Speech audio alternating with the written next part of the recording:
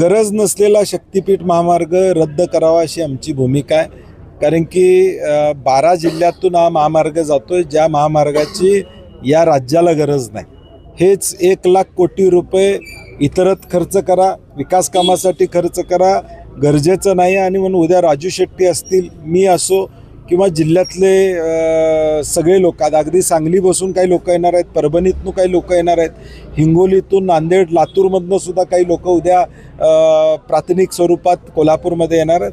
आणि ह्या गरज नसलेला महामार्ग रद्द करण्यासाठी आमचा लढा आहे. त्यांना माझी विनंती आहे की 100 कोटीचे रस्त्याचं पहिलं सांगा म्हणावं आणि शासनाला सांगून एखादा 1000 कोटी रुपये बाबा शहरातल्या मतदारसंघासाठी आणा म्हणावं. तेवढं काम तुम्ही गेलं तर मी हत्तीवरनं मिरवून काढतो म्हणा. तुमचे 1000 कोटी रुपये आणून शहरातले रस्ते तेवढे दुरुस्त करा म्हणा. मोर्चात शेतकरी किती सहभागी होतात हे बघा. खरे नाही, हजारो. आता आम्ही 7 बारा घेऊन यायला लावतो उद्या.